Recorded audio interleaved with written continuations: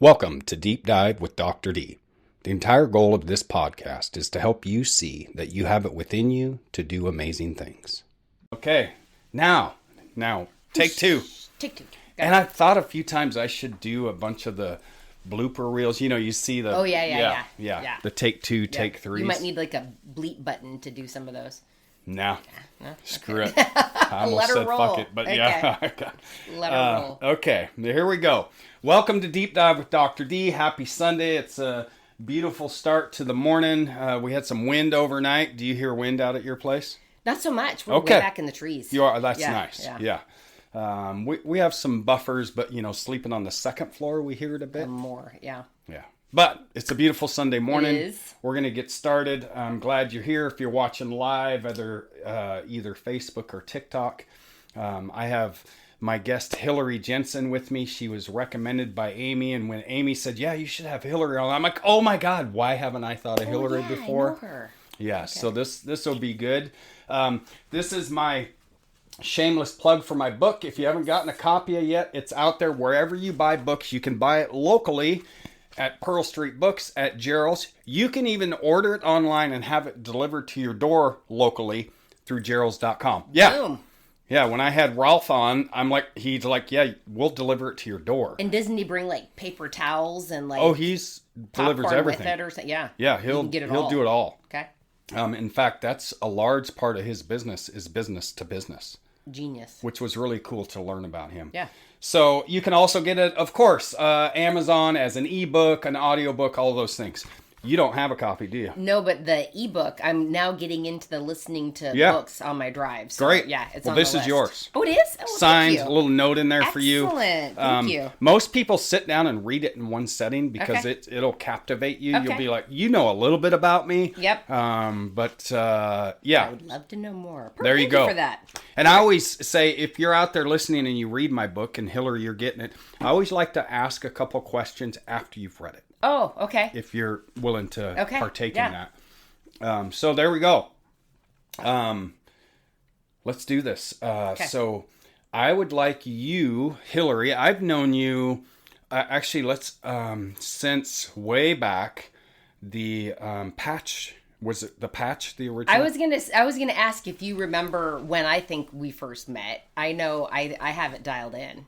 Oh. Yeah. I thought it was when you started the patch. It was, and I will never forget, you were like the first person. I didn't know who you were, but we're at the end of the weekend, and I get the ding on Facebook that somebody had made a reel or a video, right? And I don't know what they called them at the time. Sure. And we were tagged, and you had gone through the corn maze with your family. Yeah. And I was like, yeah. So, look at what this guy did. Look what he did. And he made this. And it was just so, it felt like a little, like just a little nod that we were doing something right. Yeah. And it was so fun to watch your family experience the farm. And then we just kind of hit it off ever since. And we've come out every year. Yeah. It's I got chills because it's I know we'll talk about family stuff. It's our family tradition. I love it. To come out. That's what it's all about. Every fall. Mm-hmm. That's where we get our pumpkins and the corn maze and all of the things. And then Katrina now, it's part of her tradition with the preschool. Yeah. She brings the preschoolers out. So I love it. Okay, so that's about right. That's when I thought. And how many years has that been? Let's see. We started the first year at another location as a little test. And then that first year was at where it is now was 2013. But we didn't have the corn maze until it was either 2014 or 2015. Okay. Yeah. So you did a test run? Yeah. Where? So we actually lived my ex-husband and I lived about a mile as the crow flies from where the farm is now. And I had further out or closer? Off of Look Road. So you can literally see my old house from the pumpkin patch. Yeah, I bet. And the kids would get tired of helping and just walk through the barbed wire, duck through the fences to get home and tap out at the end of the day. But so we did. Okay. I had been the general manager at a resort winery for 7 years and had gotten laid off. Okay. And I was like, what am I going to do? And I was like, well, the natural transition is you go winery? Where? Cave B out by the amphitheater. Oh. Yeah. Oh, gosh. Yep. Did you just see all the posts about the gorge and how they screwed the pooch this weekend? No, really? Oh, they kind of have a history of doing that. Well, this one was really bad. Was it particularly bad? People were waiting in line in their cars for 13 hours. They did that last year. Yeah, they were. Yeah, I know. Bad. This isn't anything new. Bad. Okay. Well, anyway, that is not associated with no. Yeah. Yeah. So then I'm laid off and I don't have a job. Yeah. And it's like, never grown a pumpkin in my life. And we're going to start a pumpkin patch. But I like to do baby steps. So I remember putting letters in all the neighbors' mailboxes saying, you know, hey, because you're not supposed to run a business, right? It was against the CC&Rs. So I said, it's just a 1-day pumpkin festival. We're going to do 1 day. It's going to be like a garage sale, right? And they're like, yeah, that's totally fine. But I was also had my little side gig at KXLE Radio. I was there. I think I was there for 7 years. What? Right? You were not a country fan at the time. Had no idea. Yeah. So I knew Steve's the little KXLE journey. Okay, yeah, go on. mostly on Fridays. I was mostly Fridays, and I filled in for Rob when he was out. But wait, you were on the radio? Yeah. Oh my God! No way! Yeah. This is great. Yeah. Okay. If I tell you the weather report, maybe it'll sound familiar. No, I'm just kidding.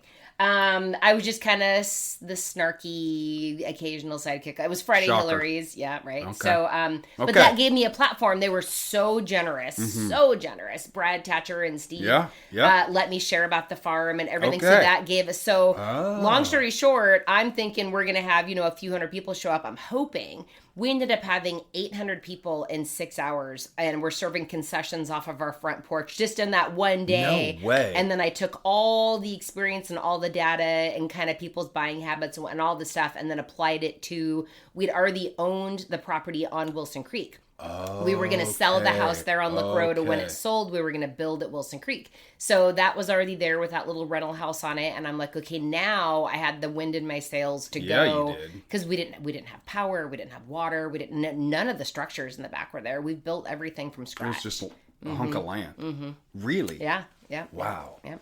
Wow. Okay. Yep. Fascinating. So 2013. Yeah, is when we started there at Wilson Creek. Yep. It's been that long. It's been that long. This will be our 14th season overall, if I include 2012 when we started.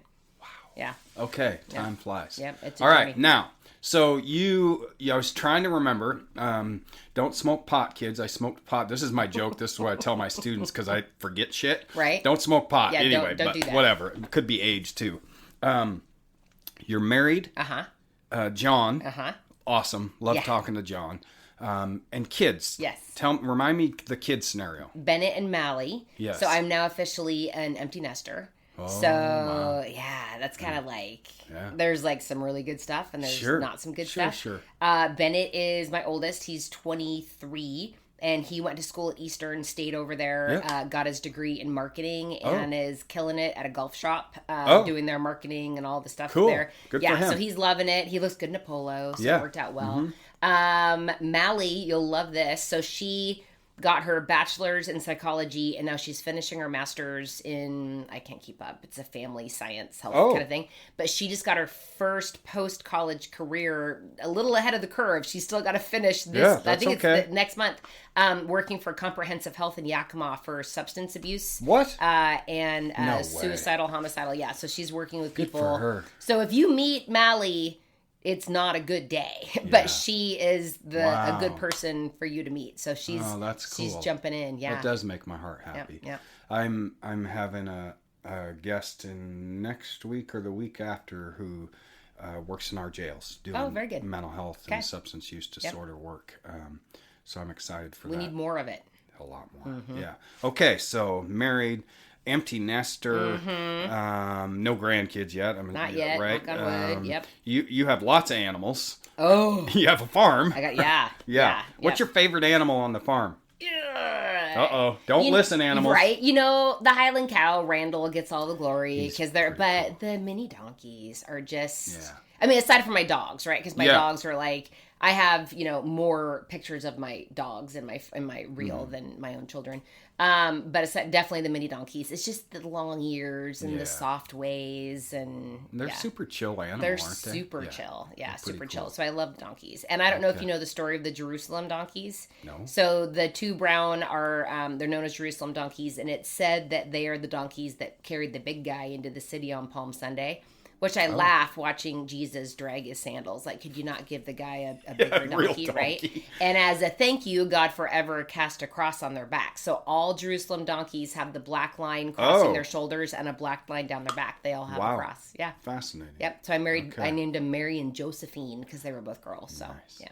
Okay, so very good. So if you don't know anything about Hilary, we're learning about her. This is cool. So you have the farm, Jensen Farms, and then you opened a brick and mortar store 3 years ago. Year and a half. We just had a year and a half. That's been it. Yeah. And it's on fire. It's on in Cle Elum. I hope it is. Yeah. It's not literally on fire, but it's doing well. Yeah, right? Doing well. Yep. And then what else do you do that maybe I don't know about, which would surprise me? It's I don't know if it'll surprise you, but we make like the barbecue sauce, which was a total accident. Yeah, I don't make super barbecue good sauce. Yeah, that was just our pulled pork sandwich on our concession menu. People kept calling and wanting the sauce. It's half Thai, half really Texas good. Barbecue, and I'm illegally making it in my home kitchen, which you're not supposed to do, right? And then meeting in gas station parking lots to hand off because it was like people coming from Seattle to Spokane, and we need the sauce. And so I'm doing this illicit sauce slinging by the quart, right? And then I'm like, I got to figure this out for real. It's getting weird. So figured out how to get your food tested in the labs, the FDA, all the stuff. Wow. Bought the kettle corn popper for the farm. Yeah. And then unbeknownst to me, there was a family in town who did kettle corn for like 17 years and they retired. So suddenly there was this vacuum and we kept getting calls. So now now we're like carnies and we take the kettle corn popper to events and so we're kind of in the house right now. We wear a lot of hats. Yeah. You do. Yep. Where'd you and John meet? I've known John since I was 17. Okay. Yeah. So John worked at the same fire department as my ex-husband, so they were friends. Sure. We have been camping together. He and his ex-wife, and me and my ex-husband, and we've been to all the trips, been to Mexico, all that stuff. He'd been divorced for 15 years. And when I started going through my divorce, the kids and I lived in a camp trailer at the farm, building the house, and I hired him to help me build the house. And you sure did hire him, didn't you? And I was joking that if I'd known that, if I had put out sooner, I could have gotten free labor. I'm just kidding. That's awesome. This is adult free podcast, tech support for my wife. Yeah, no, you're good. Wow. We were friends. I mean, we were definitely, there was, it was not your typical divorce. There was a lot of bad stuff in there. And so he helped through that process early on. And so he made himself available to help any way he could. And I'm like, great, I need a house built. So.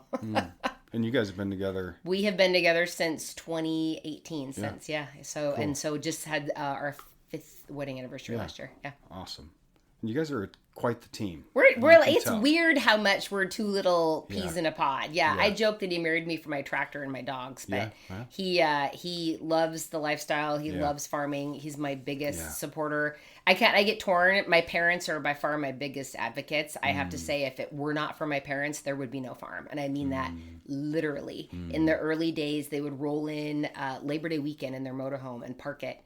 And they would work from sunup to sundown, building and preparing and doing, and only go home on the weekends to do laundry and come back. And they did this year over year. And then they were back. The motorhome didn't leave until November because then they would come and work the weekends. My dad was the hayride driver. My mom's always worked the, So it has been a family affair. Cool. They're my biggest advocates. He's my biggest supporter. My kids are my biggest little cheerleaders. So it's I have a small circle, but it is a phenomenal circle. It's a good circle. Yeah. I talk about your circle of influence, and I think yours is as small as good, and it's really strong. Yeah. Yep. Katrina and I think when people ask about our relationship, and I think you and John have this, is we're a team. We're a team in everything we do. We're very different people. Right. But we're very much a team. Right. Yep. Yeah. So true. And bless his heart, we weren't talking about goats. We weren't going to get more goats, and I saw the goats on the Book of Faces. And so he's at the store in Cle Elum working that day. And I sent him a text. I said, hey, headed to Titan, gonna go get a couple of bottle babies. And he's like, okay, don't forget the dog kennel and have fun. That's right. Wow. Dude, like, what kind of husband is like, bring it home. I'll feed it. He'll take anything. Monkeys. I'm not allowed to get monkeys. Okay. Yeah. We'll see how this goes. I don't really want a monkey, but this is good. Very good. Well, thank you for the introduction. That's super cool. Like I said before we started recording, you're one of my favorite people in the world. And I remember way back when that I saw what you were doing. And I'm like, this is cool. This brings people together. This is a community. And you've worked your ass off. That's a big statement. So I appreciate that. Yeah. Those are big words. Thank you. I don't say it. Yeah. You and John, and just, I've always loved going out there. And when you open the store, I'm like, oh, this is, so I ride, get donuts or whatever. Yeah. Cool. How about a question? Okay. I'm ready. Yeah. You good? Yeah. Let's do it. Here we go. Oh, this is good. How far away does your arm have to be to read them? Mine's getting farther. I'm pretty good. Not too bad. Yeah. Definitely got to have the readers on. Oh God. Yeah. Okay. This is going to be a good one. So what are the biggest misconceptions? In fact, you have taught me a lot about ag tourism. I'd never heard that term until COVID. Yep. Because we're going to get into this a little bit. I'm sure you learned a lot. Yeah. But what are some of the biggest misconceptions people have about ag tourism and the realities of keeping those businesses alive? Honestly, there are so many. It's like, which ones do I pick? I think on the farming side, I was surprised at how a lot of your traditional farmers, I shouldn't say a lot. Can I scratch that? Scratch a lot. You have traditional farmers that don't take agritourism seriously and don't consider it like real farming. Yeah. I remember being in a meeting here at the county with other farmers, and we were talking about wherever the issues were, and a lady directed clearly towards me, said, well, others of us here are real farmers, not hay wagon this and pumpkin that. Oh, wow. And I'm sitting there, and it was like right after planting, and I'm sore, and I'm sunburned, and I've been working 14-hour days, and I eat dinner at 10 o'clock at night, and it's like, I don't know what You're part a farmer. I don't know what part of that, where that misconception comes from. And not to say that it's any harder per se, but there are a lot of challenges. Then I say it's like trying to farm like Disneyland. So when you're a traditional farmer, you get the luxury of fixing everything with blue baling twine, right? I can't do that because that doesn't look good for the customer, right? Yeah. You get the luxury of like people the want to walk boneyard. in and everything's operating and running and looks good and appealing and clean, and it has to be in their place. They can't see what's going on. And you'll simultaneously thinking about your farming while thinking about guest flow and where people need to go, safety and there's a lot of moving. So it's different. It's different. It's different. And you're farming. You're wearing a lot of hats. So I was just really struck by that because it's been the way that traditional farmers have diversified in order to keep the farms going. So for us, I knew right out of the gate, I didn't have to diversify. I just knew it wasn't going to work if I didn't have agritourism. It's too difficult to make a living unless you have the massive scale, whatever it might be. You might have inherited the land. You might have the scale. You might, whatever it is. I also thought it was interesting. I know early on people would ask me what was my biggest surprise the first couple years in. Yeah. I was really surprised at how much we had to educate the customer. To educate the guest as to how it worked. The amount of pushback, well, we bought the pumpkin, so we want to play and do the hayride for free. Like, that should be included. Oh. But again, that pumpkin represents my fertilizer costs, my seed costs, my planting labor, my harvest label, and that is the price of your average pumpkin. I look now at like our Jack's Kid Zone, we have $20,000 invested in that play area. So that has to be a separate, and we'll get very common for pumpkin patches. It's not just us is, well, why do I have to buy a ticket? It's just my kid. And so the parents want in free. And we try to explain it's just like, the zoo or the aquarium, we've built it for families to enjoy. If you go to an amusement park, everyone has to pay to go in. Right. But somehow in there, it got lost in translation that agritourism is different. I'll be honest, because I've followed you since the inception, and I've kind of went, and then I've been educated. It's like, oh yeah, okay, that makes sense. And so I think you've done a good job at educating, and when you arrive, you kind of, the ticket booth, I think, is good. Yeah. I think that really helps, and then people know what to do. And so, big learning curve. And you have options. Like we have the no admission because we want to make it available to any and all. You really do. And I think we have a pretty broad offering of what you can do at no charge as far as coming in and doing the yard games and the duck races and the horseshoe and and at the end of then what's fascinating is the folks that really do just that and don't spend a dime. And your agritourism operators will tell you, like, I have friends who are like, knock it off. You need to charge them before they even cross the bridge, right? Door. Because they're taking a parking spot. Parking is premium, right? Mm-hmm. They're filling your porta potties, right? They're doing all the things that cost you money. It's no different than Have you thought about doing that? But I just can't. We want to. Why? Because we want to be available. From a business, I'm a business guy. From a business, when I just heard you say that, that makes sense. Yeah, and do you know how much it would cut down on my labor? Because by having a lot, because I wouldn't have to have somebody at the corn maze, at the kid zone, making sure that you bought admission, right? Because you wouldn't have crossed the bridge without it. And I think it's like that's just one price, and you do your thing. David, it's so hard. We have this conversation all the time. Like our staff meetings of 2, right? Me and John. Yeah, you're fine. We gotta make business decisions and not always the community-based decisions, because we've got to, it's got to pay for itself. And what's funny is, I mean, to give you an example, our friends on the west side, right, like up in Snohomish, they are seeing 50,000 people in a weekend. So we're both paying the same labor, right? We're both paying the same, like that gem mining, right? We paid the same. Oh, yeah. Their gem mining pays for itself in 2 weeks. Our gem mining is slated to pay itself off in 10 years, right? So when we make investments, they're the same investment, but we don't have the volume and the people to get those things paid off. So we do have to charge for those things. We would love to just be open and free to everybody, but that just isn't how it works. No. And then I thought it was funny. I did have a gal. This doesn't happen very often, but I had a gal the first or second year tell me how cool it must be to only work 1 month out of the year. Isn't that great? And I'm like, you're part of that 8% of Americans that thinks that chocolate milk comes from brown cows. Yeah. It's a good 1 month. Boy, it must be nice to have the whole year off. Yeah, I know, and right? Just work 1 month. I know, right? Yeah. Yeah, that's pretty funny. So that's interesting. So you've educated yourself. Yeah. And then you're an educator of people. Yeah, I guess so. Yeah. I had a lot of surprises. Yeah. Yeah. Interesting. Very interesting. Yep. So just kind of maybe, what are some of the other realities that you've learned along the way about keeping your business alive? Always adapting. And one of the things, and again, this is one of those tough conversations that John and I have, is you have to get to the point where it's okay to say no, and it's okay to remove things. And I try to always I'm always watching, even as a parent, right? Mm-hmm. I would watch my friends with older kids, and I'm either watching going, ooh, I don't want to do that, or, I'm definitely taking that. Yeah. And I try to do that as a small business owner, both just business in general and agritourism and farming across the board.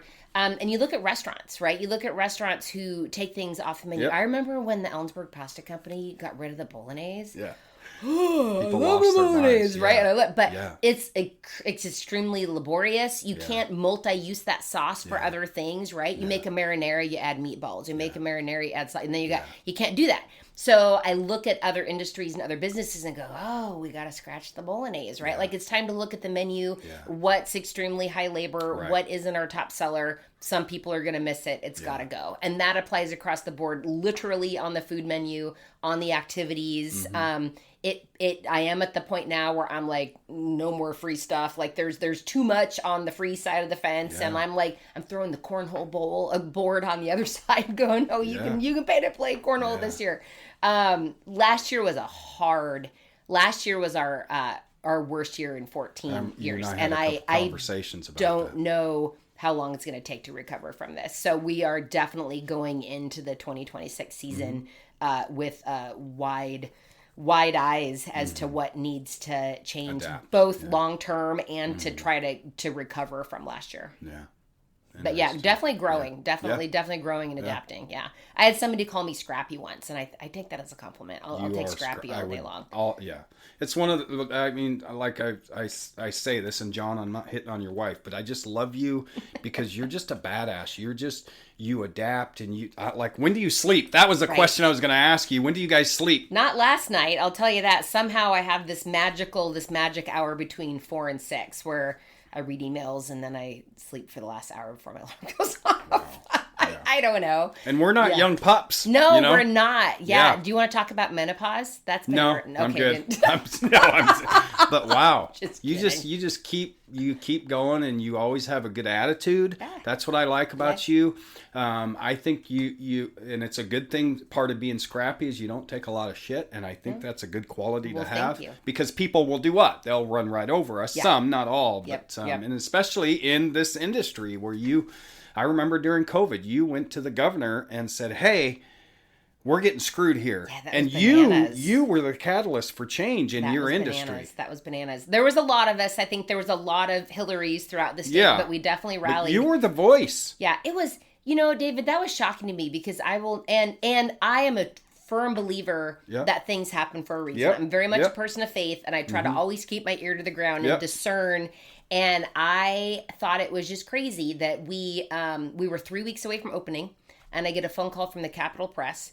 And he says, hey, this is, Don, because he had done a story because I had actually taken legislation to Olympia in 2017 to get the agritourism liability laws passed. That was... so you did work pre. Yeah, that was me, and it was former Commissioner Paul Jewell. Yep. So we went down, and he knew the right people, and we testified, and we got it done. So this guy had my number from 2017. Okay. And he says, I'd love to get a quote and your take on the agritourism shutdown. And I'm like, what agritourism shutdown? He's like, let me send you an email and then call me back with a response. Huh. You called him back, didn't you? Yeah, well, so it just so happens that he just forwarded the email from the governor's office.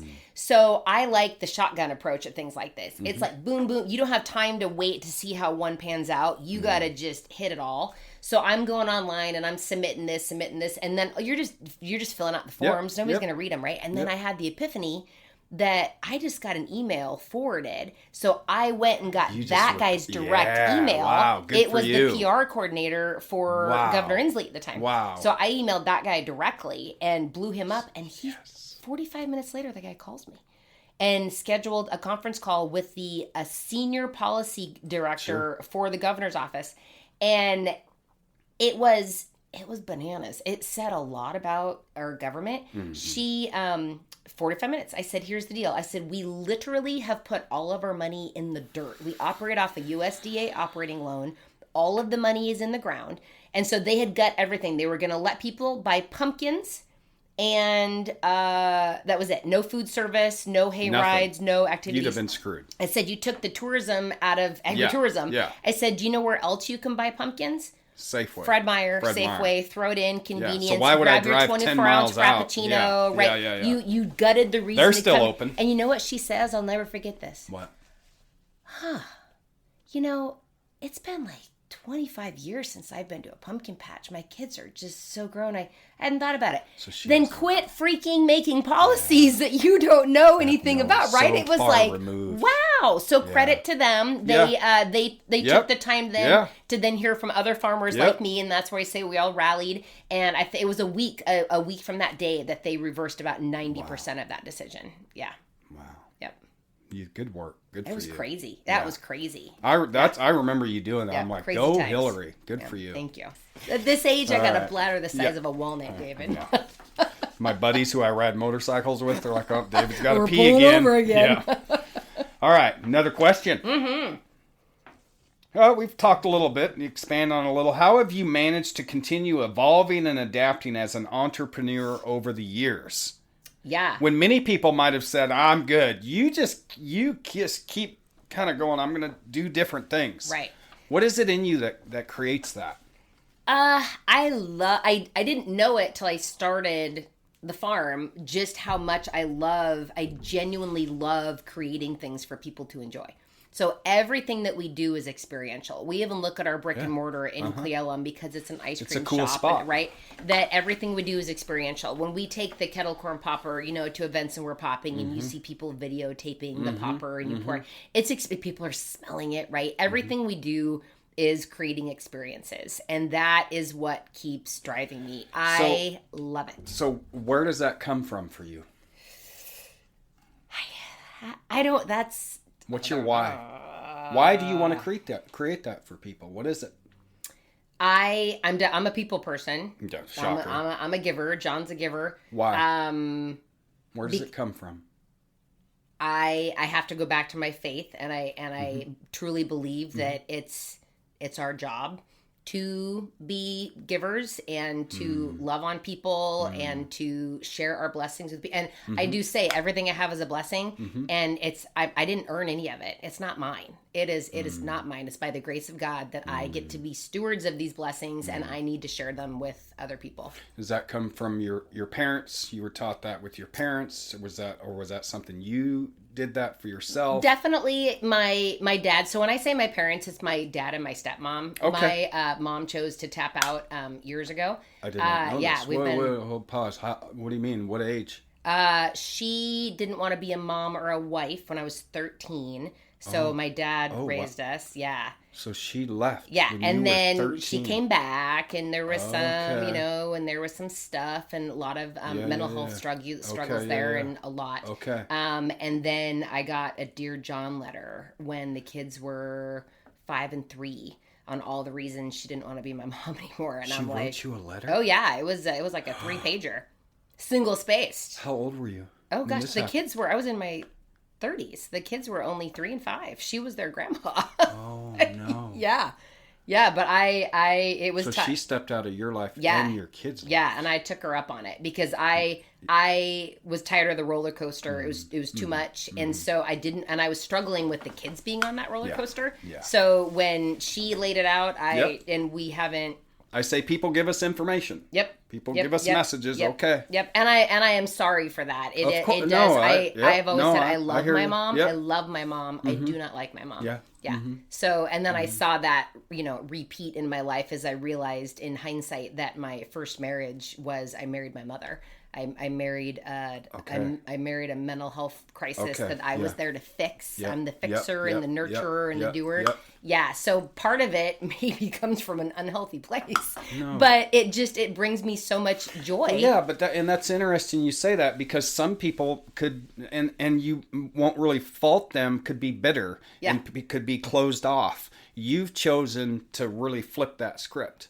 I always say, and the kids had it rough. And if you're not laughing, you're crying. We laugh about everything. Yeah. We laugh about things that we should not laugh about. And we're like, if anybody knew that we're like, it was this is technically not okay, but this is cathartic. We're doing it, right? Yeah. Yeah. So we laugh about everything. Yeah. But there is just, life is short. Life is good. If you're not laughing, you're crying. I mean, you name it. I could have all sorts of tattoos all over my body, I guess. Yeah. It's, interesting. It's selfish. I just love doing those things for people. Well, that's a good way to be selfish, though. Yeah. Because I'm like, you're not a selfish person, but it's selfish in that you want to give it's extremely people fulfilling joy for and me. happiness. Yeah. I think you want to get, because people struggle, people got stuff, so you want to provide ways where people can laugh and have a good time. Yep. Put their phones down. You're making memories, right? Those are memory makers. Yeah. And that means the world to me, that people are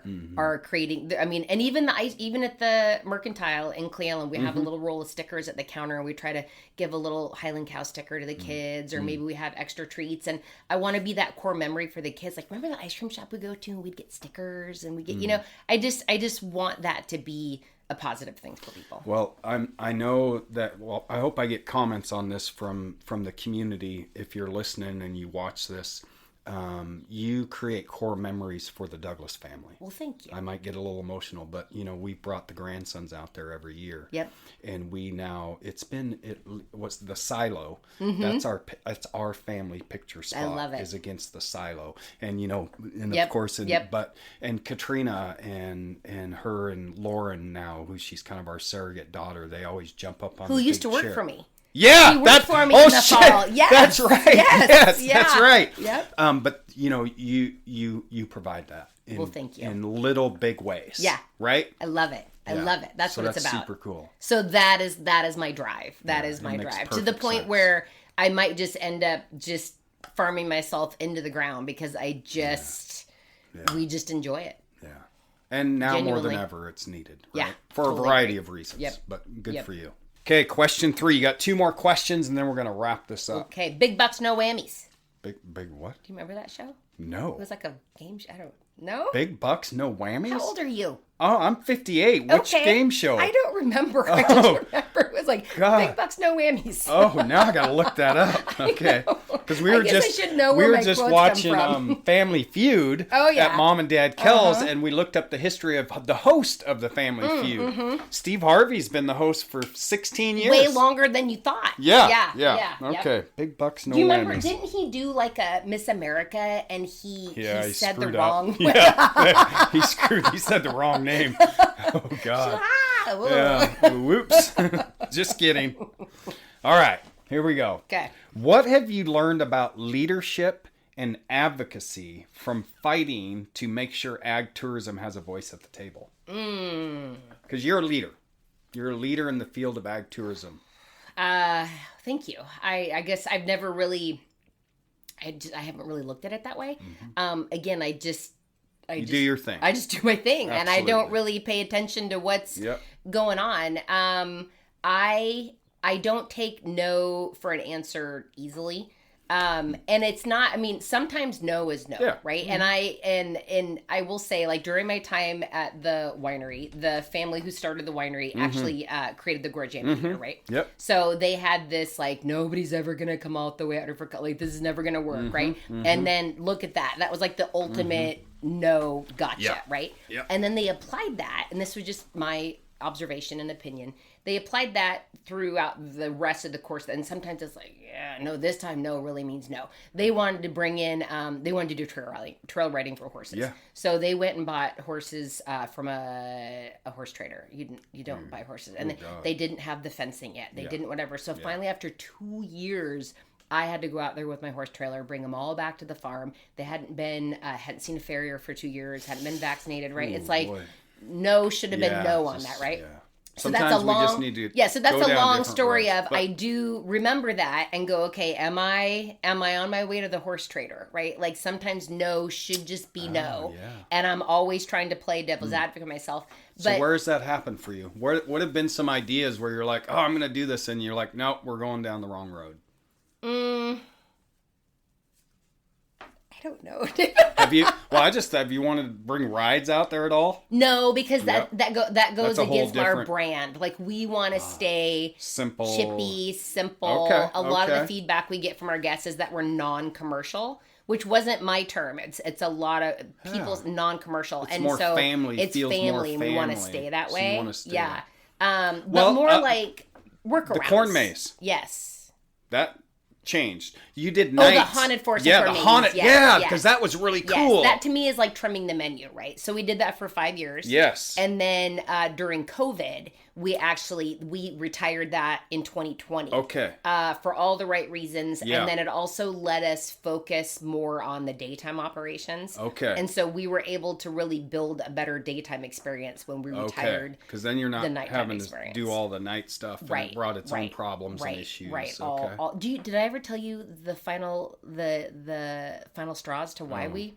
It was partying and beer and alcohol. It was Grandma's crystal meth that she dropped in the corn maze. Oh my God. And Grandma. I'm like, I'm out. What? Yeah, yep. And she Facebook messaged me at like 12 o'clock in the morning on a Friday night. She was asking about it? Yeah, like if you find my coin purse, right? Like I dropped it, it's red, right? No. So we find the coin purse, and it had rained overnight. So I'm laying out the first $100 bill, the second $100 bill, the trying to help her out. Yeah. Right, trying to get it all dried out, right? And I'd already messaged her, it said found it, come and get it. Then comes, all the state welfare cards and all and then the vial of crystal. I'm like, oh dear God, no. And she's on her way. And I only know it was Grandma's because I had an employee who worked in the school system.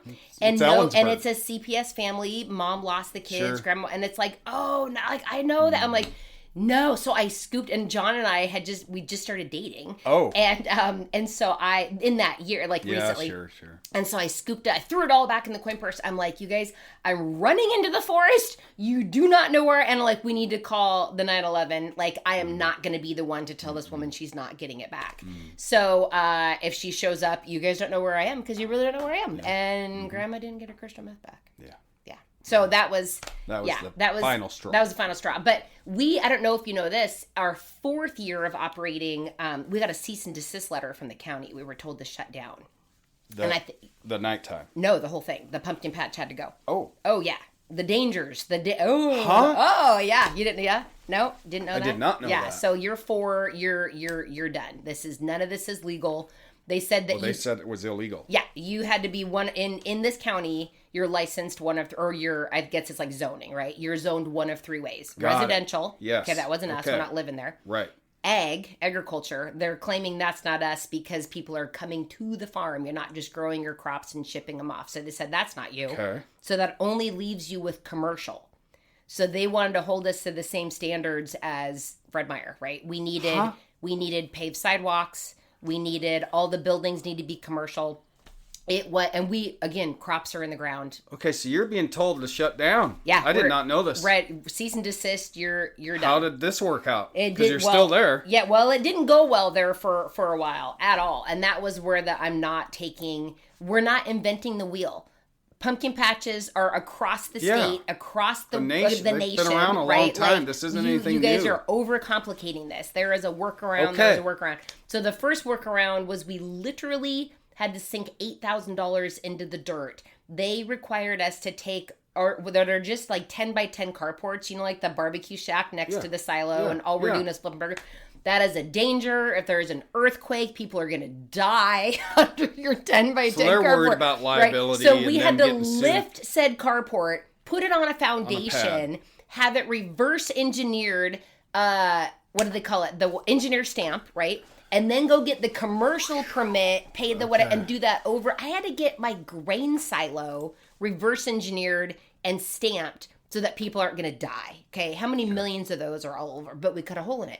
You cut out for the window. Well, you cut a hole in grain silos all the time to input your augers and your fans and all the. So I'm doing anything to stay alive and to get open for the season. Okay. Oh, and they made me cut the farm store in half. The farm store is not the original farm store. We took a chainsaw to it. So the coffee shack. Why'd you have to cut it now? Because it was too big. It was over 200 square feet. We thought that if it was on skids and it was just a portable on skids small building, but it was over 200 square feet. So it wasn't quite half. So the coffee shack as is a chunk of the former farm store. I'm going to pause you. So most people would just be like, screw this. I'm not doing it. Why? What in your brain is like, no, I'm going to figure this out? Because it's just wrong. It's wrong. I am, in some cases in life, I'm very black and white, and it's just wrong. Mm-hmm. This is a pumpkin patch, just like every other freaking pumpkin patch. Like this, but it doesn't have to be this hard. But you also jump through the hoops. Yeah, it doesn't have to be this hard. I'll jump through your hoops. I'll jump through your hoops. I'm gonna do your dog and pony show. Yeah. And then we're gonna sit down and have a conversation. Okay. Again, right? So $8,000 completely wasted because then after the season, it is like, okay, let's do the special event permit process. Okay, great, let's do that. $200. What? But you have to go apply for a special event permit. Did anyone tell you that before? No, because it wasn't considered an option. And that's where you just don't take no the first time, right? Because you just there's other ways. There's other ways. But unfortunately, with farming and with the season, you got to figure it out now. So we don't, and that wasn't, and there were all sorts of meetings. And I have to say, the folks at the county, at the development office, were fantastic because they just felt their hands were tied. Yep. I'm not asking them to break rules, break laws. They would love to help me. They didn't know how. We're under a time crunch. There was one person there at the time, no longer there, who was not in my corner. But for the most part, just fantastic. It's not the people, it's the process, right? And so I respect the people, hate your process. Of course. So figured out the special event permit. But then that problem has been then every year you get approved or not approved. So what if it's a year-to-year what if basis. I'm a bee in somebody's bonnet some year, right? And then we're not getting it. And again, you're not getting approved until September. Well, everything's in the ground and invested. God. You're ready to go.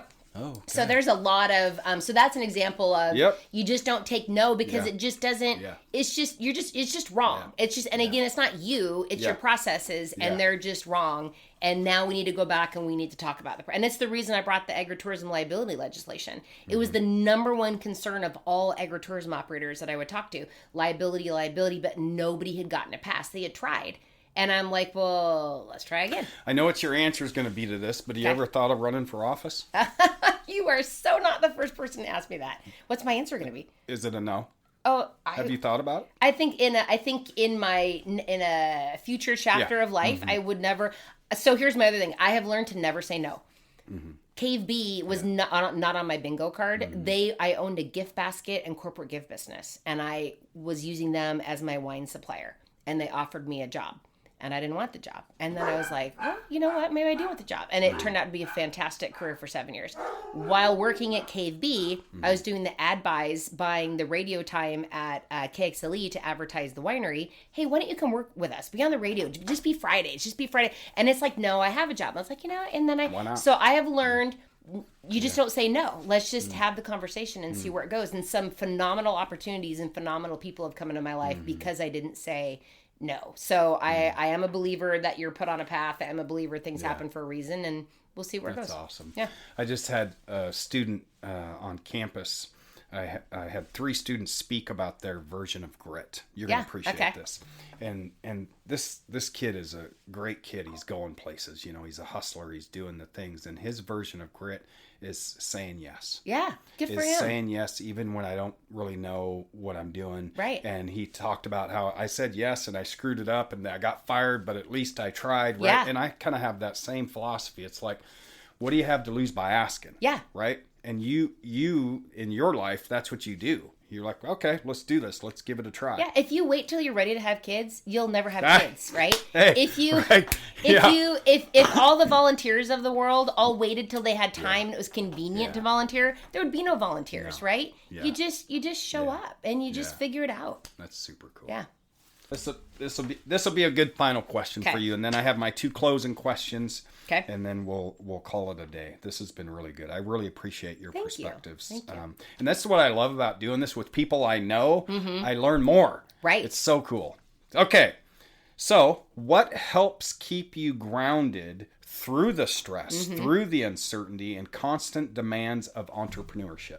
Well, as I said before, definitely my faith. I had, all day long, that's gotten me through everything. And the sense of humor. I mean, I did get that from my dad. Okay. My dad has a tremendous sense of humor. He was the one, and going back to when my mom left, I'll never forget the first night she was gone, back when I was 12 or 13. He went to make us dinner. And so he gets out the Kraft box of macaroni and cheese, right? And he's boiling the water and the noodles are done. And my sister gets the strainer and I get the milk and we put it on the counter and he looks at us like, what's that? He'd already just dumped the packet of cheese into the water, right? Oh. And my sister and I look at each other like, dear God, we're going to die. We're going to starve to death.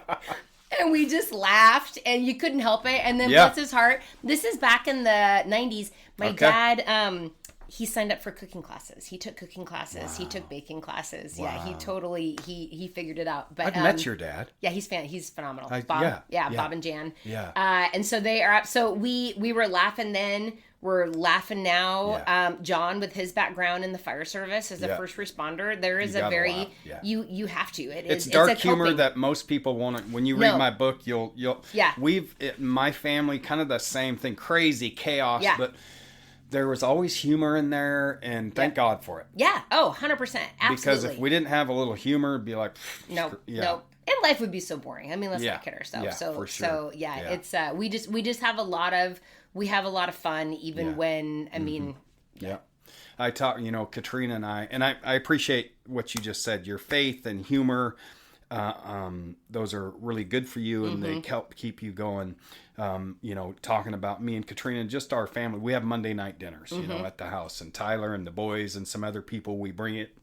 And most of it's laughing and giving each other shit and the banter and the, because, we need that. Yep. Because life is hard. Life is hard. Like you talked about it through this, that you've fought the government, county and state, and that's not fun. It's not fun. It's not fun at all. And so, being able to have humor in it is a good thing. Yep. So. And I pass that on to my kids. They definitely, and now Mallory's using it with her work. Yeah. And, for sure. Absolutely. Yeah. My grandson, Anthony, you've watched Anthony grow up. Yes. He's starting to have the Douglas sense of humor, and it's Lord help us. great. Yeah. Thank God. You're going to need it, grandson. Right. So good. Okay. We're going to wrap this up. Okay. This has been really good. So, I preface this question with someone along the way might be listening and might be a small business owner, might be thinking of going into ag, or might have families. Who knows? They have some stuff going on. What's your piece of hope and wisdom you would give to that person or to the family or to the couple? What is it that your message of hope? Boy, I don't know if it's so much a message of hope as it is. There's something that I've just always hung my hat on. Mm-hmm. I remember, I like to say I went from corporate to Carhartts because prior to farming, it was all office jobs. And I have my bachelor's in lawn justice. So I'm a lawn justice pumpkin farmer. Nice.